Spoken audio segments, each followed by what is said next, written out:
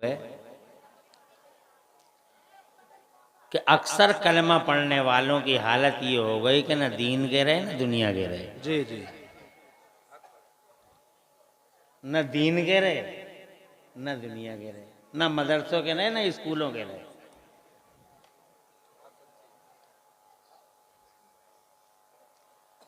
इसीलिए यहां भी पिट रहे हैं और वहां भी पिटेंगे। जी जी।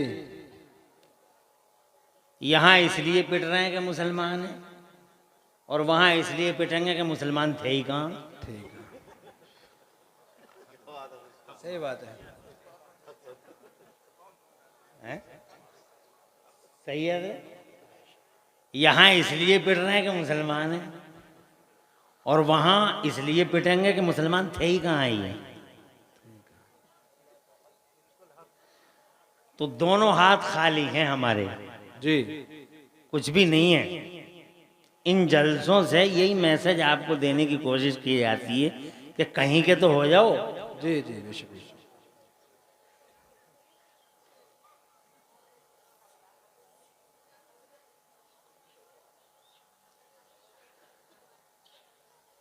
जहां तक सवाल है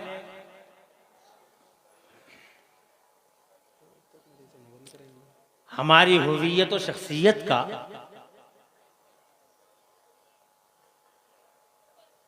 तो हमारी शख्सियत और हुवियत तो इंशाल्लाह बची रहेगी,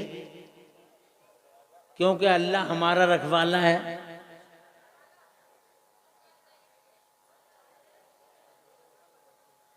और हमारे हजार जुल्म सितम के बाद भी,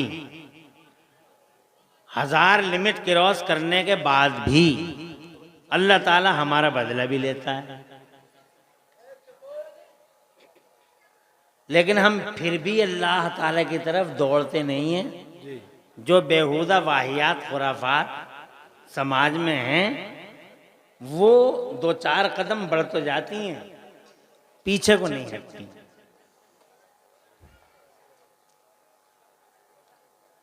तो हमें एक सोचने वाला दिल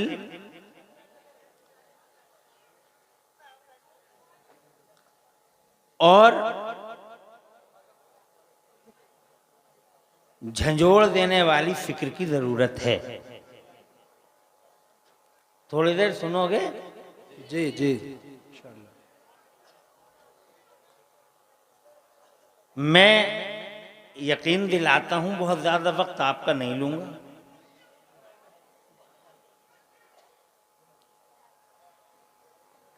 आज की इस मुख्तसर सी तकरीर में मैं हिंदुस्तान के लिए नहीं बल्कि पूरी दुनिया के लिए अपनी उपलब्धियों का जिक्र करना चाहूँगा। जी जी इंशाल्लाह। हमारी उपलब्धियां दुनिया के लिए क्या हैं जी और हमारा दुनिया पे कितना बड़ा एहसान है, और दुनिया वो हमारा एहसान चुका नहीं पाएगी। जी जी, बेशक बेशक। हमारा एहसान दुनिया चुका नहीं पाएगी। दुनिया, पूरी दुनिया।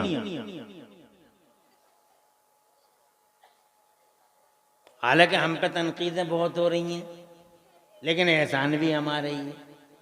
जी क्रिटिसाइज भी हम पे, हदफ तनकीद भी हम हैं और एहसान भी हमारा ही है।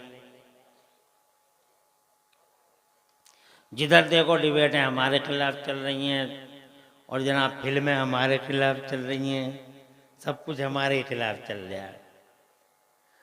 हालांकि इन हालात को देखने के बाद कभी कभी रोना भी आता है, मगर दूसरे ही पल ज़मीर हमें झंझोड़ता है कि इसमें रोने की क्या बात है, सारी हवाएं तुम्हारे खिलाफ चल रही हैं तो इसमें रोने की क्या बात है। सारी तनकीदें तुम्हारे मजहब पर, तुम्हारे नबी पर, तुम्हारे कुरान पर, तुम्हारे इस्लाम पर हो रही हैं तो इसमें फ़िक्रमंद होने की क्या बात है। हमने कहा क्यों फ़िक्रमंद ना हो भाई? तो ज़मीर कहता है दरअसल ये भी तुम्हारी तरक्की का राज है। बेशक बेशक। जी जी। ज़मीर ये कहता है कि जिस पेड़ पे फल ज़्यादा होते हैं उसी पेड़ पे पत्थर भी ज़्यादा मारे जाते हैं। बेशक बेशक बेशक। जोर से सुभान अल्लाह कह दे। बबूल के पेड़ पे किसी को पत्थर मारते देखा? और आम के पेड़ पे तुमने भी मारे होंगे कहीं ना कहीं। मगर कितना साबिर होता है बेचारा, कितना बुर्दवार होता है। आम का पेड़ पत्थर खाता रहता, फल देता रहता, पत्थर खाता रहता। यही हमारा हाल है कि पत्थर खाते रहते हैं, एहसान करते रहते हैं। जी जी बेशक बेशक, हक बात है। जी जी बहुत खूब, हक बात है। किसी गरीब के घर में चोरी दुश्मनी की वजह से हो सकती है, चोरी की नीयत से नहीं। गरीब के घर में चोर क्या करेगा आके? जी हैं? बल्कि जो कमा के लाया होगा वो भी रखना पड़ जाएगा। गरीब के घर में चोरी नहीं होती, चोरी वहां होती है जहां खजाना होता है। जी जी इसीलिए सारी दुनिया के चोर मजहब इस्लाम के किले में लगे हुए हैं जी जी कि इस किले में चोरी करो, क्योंकि दौलत तो इस्लाम पे ही है। दुनिया में कोई नजरिया, कोई इज़्म, कोई मजहब, कोई धर्म जनाब वाला इतना दौलतमंद है ही नहीं जितना दौलतमंद हमारा मजहब इस्लाम है। बेशक बेशक बेशक, सुभान अल्लाह सुभान अल्लाह। जितनी दौलतें हमारे इस्लाम में हैं कहीं है ही नहीं।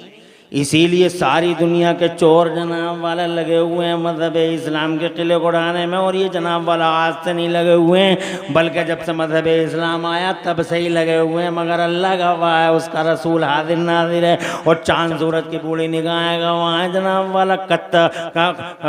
कतरें फाड़ने वाले और जनाब वाला इसमें नकब लगाने वाले तबाह बर्बाद हुए और सबके शिराजे बिखर गए। मगर खुदा की कसम हमारी अजमत का सूरज कल भी रोशन था और आज बेशक बेशक, सुभान अल्लाह। कोई फर्क नहीं पड़ा।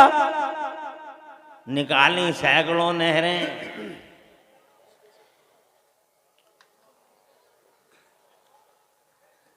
अरे थोड़ी देर मुझे भी अपने गांव का ही समझ लो यार। हैं? हाँ, अब कई बार आ गए तो गांव का ही समझ लो। अल्लाह आवाज रखे। आमीन आमीन।